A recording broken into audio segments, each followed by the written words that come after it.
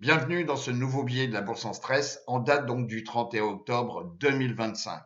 La semaine prochaine, dans une semaine, notre formation donc niveau 1 concernant les options, donc du 8 au 11 novembre, donc comportant 2 jours où nous ferons des trades donc en live, puisque les marchés lundi et mardi seront ouverts.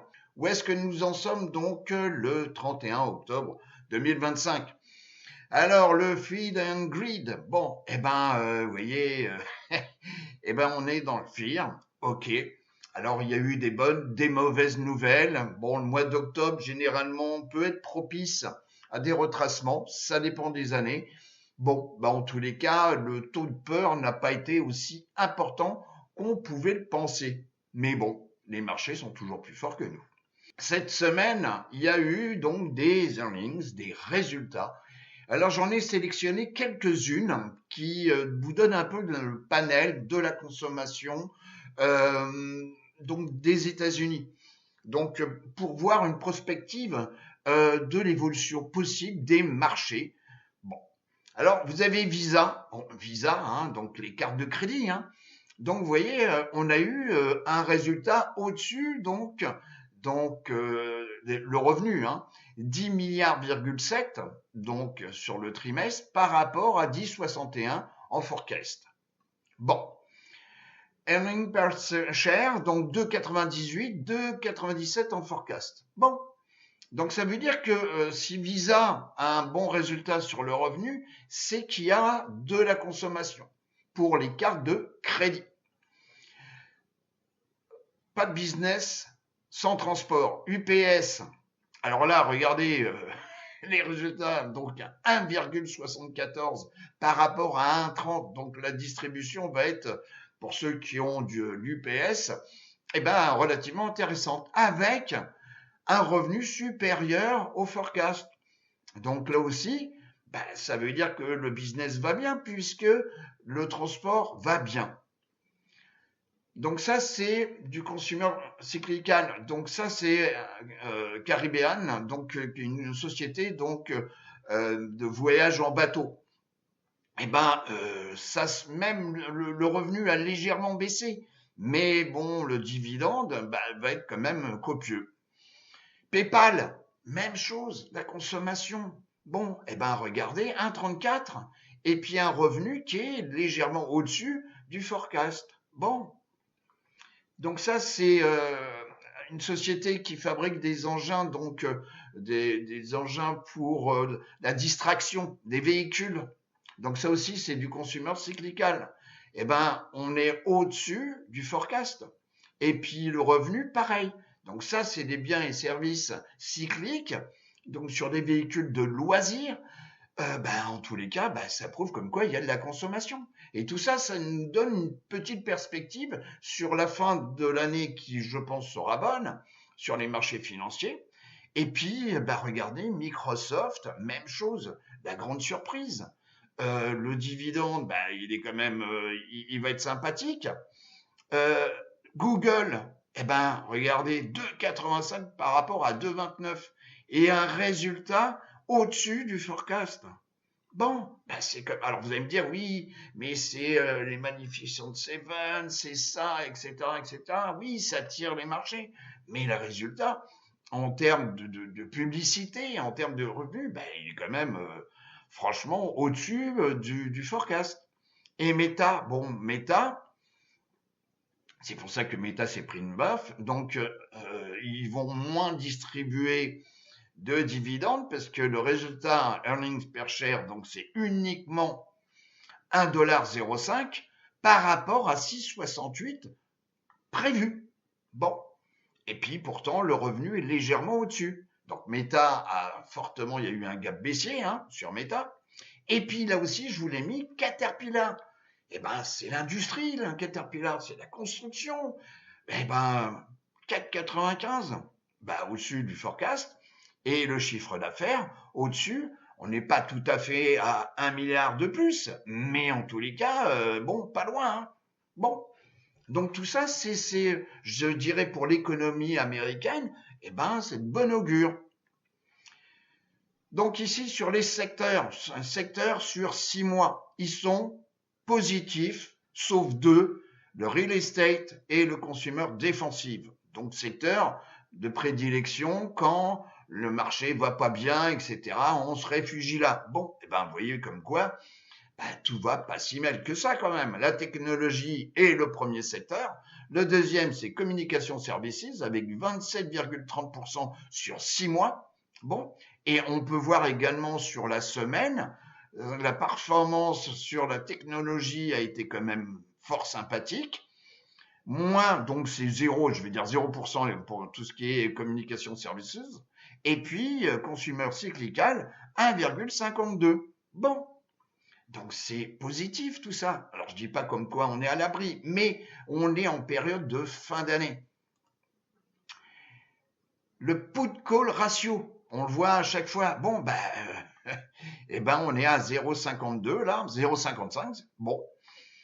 Donc ça veut dire qu'effectivement, il y a eu à un moment donné des peurs où on achetait des puts de protection. Le pourcentage des sociétés composant le SP500 dont le cours est au-dessus de la moyenne mobile moyen terme 200 jours. Bon, alors là, on est un petit peu baissier puisqu'on n'a plus que 53,67, c'est indiqué ici, ok, et on vient titiller donc la moyenne mobile 200 jours. Alors, je dirais à suivre, à suivre. On ne retrouve pas les plus hauts qu'on avait pu avoir là il y a quelques mois. Bon, donc je dirais à suivre, à suivre. Donc est-ce que ça va tenir? Est-ce qu'on va rebondir là-dessus? Ce sont les prochains jours qui vont me le dire. Le VIX, bon, le VIX, on a eu une petite pointe, on l'avait évoqué, de peur, etc. Et puis, effectivement, comme très souvent, il redescend également très vite. Et là, on est dans les zones de congestion, on est à 17,43. Vous voyez, donc on voit la ligne rouge et la ligne verte que je mets ici, ça me donne un gabarit, si vous voulez, voilà. Donc pour l'instant, bon. Alors, est-ce qu'il y aura des peurs prochainement? Mais en tous les cas, bon, à suivre. Le pétrole, le crude, donc en weekly, bon, on est toujours dans un canal baissier, ok, et on est entre le haut du canal et le bas du canal. On avait testé le bas du canal, là, on a rebondi, on est en weekly, hein, ok. Et puis, là, on est sur des valeurs, je dirais, sympathiques, qui ne mettent pas en doute l'avancée de l'économie américaine. Voilà, parce que l'énergie est peu chère. Alors là, on le voyait à un moment donné. Bon, en tous les cas, c'est la comparaison, c'est une division de la valeur de croissance, donc les sociétés de croissance par rapport à des valeurs, donc value, des sociétés value où on se réfugie, voilà, parce que bon, il y a de la valeur. Bon, on voit bien, on est en bougie ici weekly toujours, on voit que cette semaine a été profitable aux valeurs de croissance qui se réveillent. Et je vous explique aussi, on s'oriente vers la fin d'année. Et puis également, donc là, c'est les taux. Donc les taux, voilà, donc à 10 ans, avec TNX, on est toujours en weekly. Et là, on a, vous voyez, 4,10. Bon. Alors, on teste la moyenne mobile ici, 10 semaines, en bleu. On est au-dessus, vous voyez, de cette ligne descendante. Bon. Est-ce que les taux vont descendre, vont remonter? Est-ce que Powell, le 10 décembre, va intervenir sur les taux d'intérêt? Bon, on verra bien. Mais pour l'instant, voilà. Ça dépendra du chômage, de l'inflation. Bon, on avait vu ça déjà il y a 15 jours. Bon. Et puis également, ça c'est à suivre.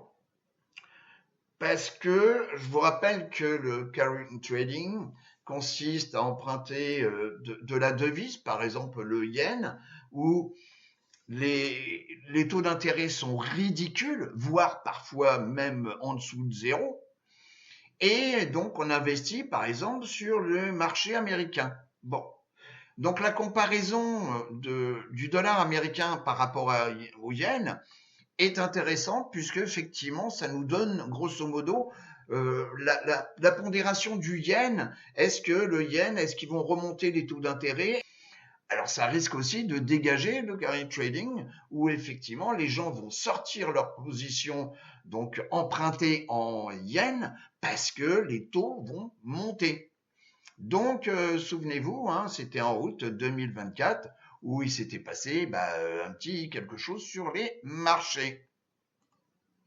L'or, bon, alors effectivement, à un moment donné, même quand la coiffeuse vous parle, j'ai rien contre les coiffeuses, hein, mais vous parle de l'or et tout, donc à un moment donné, il se passe un truc, c'est que effectivement, paf, et là on est en bougie en weekly, et vous voyez, on est repassé donc un petit peu plus bas, donc une belle chute ici. On finit la semaine, alors on va dire c'est un marteau, bon ouais, le corps il est rouge et tout. Bon, faut faire attention parce que vu la pente qu'on a là, soit il va végéter pendant quelque temps, donc sur un range horizontal, soit vraiment tout va mal et puis on va réinvestir sur l'or. Alors le SP 500, donc vous voyez comme quoi on est en bougie donc hebdomadaire. Nous sommes ici en logarithmique, donc ça se voit ici, hein. On est en logarithmique et on est toujours dans ce canal, vous voyez, très long terme, hein, donc depuis 2009, hein, mars 2009. Et là, on est en train de tester bon, le haut donc du canal. Bon, alors est-ce qu'il va y avoir un rejet où on va revenir peut-être tester la 10 semaines ou voire la 50 semaines? Je sais pas. Ou bien, il se passe parfois des choses intéressantes vers la fin d'année où vous voyez comme quoi, voilà, on monte, on dit, ah, papa, mais on suit. Voilà. Et il faut, par exemple, attendre le début de l'année suivante où, là, c'était en 2022 et il s'est passé ce qui s'est passé. Alors là, on est sur le haut du range, enfin du canal haussier. Alors, le Nasdaq 100, donc toujours en vision hein, hebdomadaire. On va se mettre ici en plein écran. Voilà. Bon. Alors on a une petite bougie qui pourrait nous dire donc pour clôturer octobre, hein, puisque c'est ça que ça veut dire. On a clôturé octobre. Et si on regarde d'ailleurs en bougie mensuelle, voilà. On a quand même ici une belle bougie sur le Nasdaq 100. Et Nasdaq 100, c'est tout ce qui est en relation avec la technologie, l'intelligence artificielle, donc voilà, et les fermes de minage, les trucs, voilà. Bon, donc le BTC, etc. Bon, alors on a une belle bougie quand même. Alors, le Russell 2000, donc petite bougie en semaine, donc voilà, en weekly, enfin rouge. Donc, est-ce qu'on va revenir tester la 10 semaines ou la 50? Je ne sais pas. Quoi qu'il en soit, on est quand même sur des plus hauts historiques. Pas de beaucoup, hein, parce que si on revient le temps passé, vous voyez, on n'est pas de beaucoup au-dessus, mais on est quand même au-dessus. Alors, est-ce qu'on va avoir en début novembre avec un petit retrace? Je ne sais pas. Il faut juste voir. Et comme on a fini le mois d'octobre, on va regarder donc en mensuel. Et en mensuel, bon, il y a quand même une petite indécision, je dirais donc à suivre. Alors, intéressant sur la ventilation, vous voyez la ventilation, donc entre les nanos, etc. Donc on est sur 6 mois. Donc je ne vais pas revenir la raison du pourquoi du 6 mois, mais vous voyez que les nanos, donc vraiment les petites sociétés, hein, et puis les mégas, c'est eux qui tirent un peu le marché. Hein. Les larges, vous voyez, sont en 5e position et on n'est qu'à 12,5% de progression sur 6 mois. Et puis à noter que sur cette semaine, il n'y a que 2 compartiments, ce sont les nanos et les mégas. Bon, on retrouve toujours, voilà, c'est ce petit pourcentage du SP 500 qui tire l'ensemble des marchés. C'est ça que ça veut dire.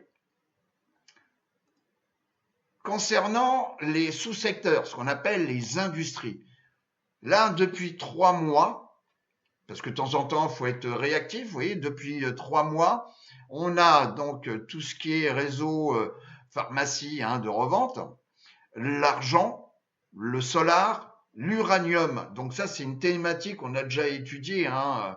On avait parlé de SMR, voilà, bon, etc., etc. Donc là, il y a peut-être des choses à voir, donc sur ce différents compartiments, et à noter, hein, que sur les 144 industries, vous voyez, sur 6 mois, on a moins que l'autre fois.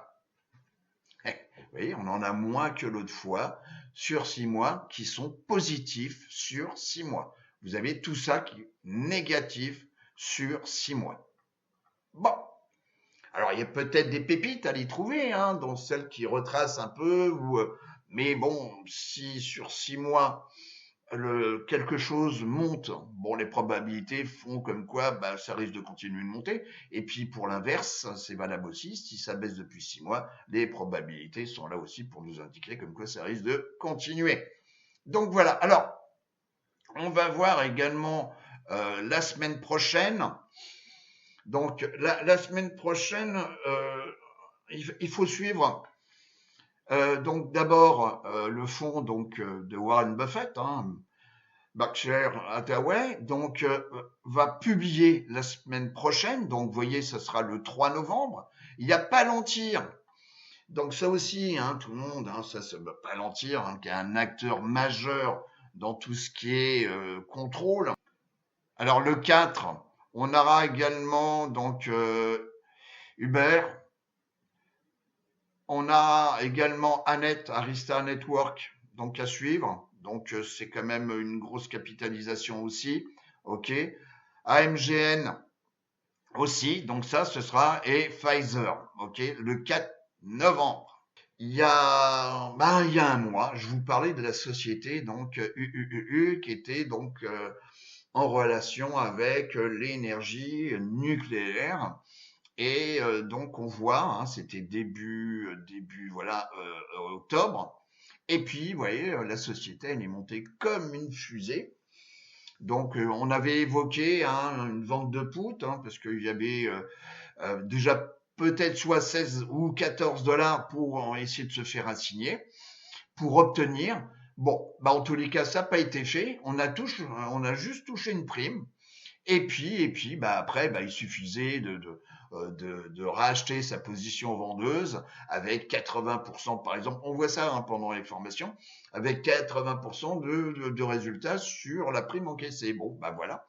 Et puis, bah là, bah il y a un léger retracement, mais la tendance de fond est toujours là. Voilà. Alors, également, donc ça, ce sont les sociétés qui performent depuis 6 mois sur le sur le Nasdaq 100. Mais ceux qui superforment depuis 6 mois, vous voyez, comme quoi il y en a quand même pas mal. Il y en a au total, vous voyez, comme quoi on en a 101 sociétés. Donc, celles qui superforment, franchement, là, sur 6 mois, qui ont superformé également cette semaine, et puis, effectivement, si on regarde, donc, pour vendredi, le 31, le résultat, bon. Alors, là-dedans, bien entendu, il y a des sociétés, pour ceux qui font des options, qui nécessitent un sacré portefeuille. Et on voit ça pendant les formations. C'est-à-dire quand vous avez un stock qui est à 223,77 $, forcément qu'avec un portefeuille, avec un compte à 20 000 $, vous n'allez pas traiter les options. Voilà. Donc, en achat, peut-être, mais en vente de put, non. Mais on voit ça pendant les formations. Donc là, vous avez une société comme Micron, donc qui est vraiment à suivre. Alors, on peut voir, hein, par exemple, voilà, on va le faire en temps réel, MU, voilà. Alors, alors là, on va se mettre en régulier, voilà. Alors, donc vous voyez comme quoi déjà en weekly, bon, on va attendre un petit peu, parce que vu la pente, je suis en linéaire, hein, vu la pente qu'on a là ici, bon, on va peut-être se calmer un peu. Je dis pas comme quoi ça va pas continuer, mais la bougie ici hebdomadaire, bon, me laisse à penser comme quoi on va peut-être attendre un petit peu. Vous avez également donc une société, par exemple celle-ci, LRCX. Alors LRCX, eh ben on va le regarder ici. Bon, alors la tendance, elle est quand même depuis, vous voyez, c'est une société qui marche par plateau. Vous voyez, donc à un moment donné, on casse ici un plus haut de 6 mois, par exemple, ou un plus haut de quelques mois. Donc là, c'était un plus haut de 3 mois. Bon, paf, et puis voilà. Alors après, elle se repose, et après, elle monte. Vous voyez, là, on recasse une zone de stagnation, et puis bon, comme une fusée. Alors, est-ce que on va rentrer dans une zone de congestion ici? Peut-être, peut-être. Donc, à étudier. Euh, on peut également prendre des positions vendeuses, par exemple vendre des puts pour obtenir cette société. Mais là, bien entendu, ce sont des sociétés relativement chères et hein, on est à 157 $. Donc, ça nécessite quand même du capital. Donc, on revient donc sur ce screener. Donc, vous voyez, vous avez NVDA, même chose, même remarque. OK? Mais ce sont les sociétés qui surperforment depuis 6 mois. Bon, et ben en tous les cas, il y en a au total. Hein, il ne faut jamais oublier. Hein, il y a 6 pages. Voilà, on vient à la 6e page. Voilà. Bon, ben celle-là, effectivement, c'est pas celle qui marche le mieux. Bon, on peut aller à la page 4. Voilà, la page 4. Et vous voyez comme quoi, ben, à la page 4, on arrive à la dernière société qui est positive, oh, pas de beaucoup, hein, mais qui est positive sur donc 6 mois. La société Fast et qui est donc 47 milliards de capitalisation. Je vais vous souhaiter donc une très bonne semaine donc de trading. Pour ceux qui sont inscrits, ben on se retrouve donc samedi de la semaine prochaine. Et puis en tous les cas, à tout le monde, je vous dis à bientôt. Au revoir les amis.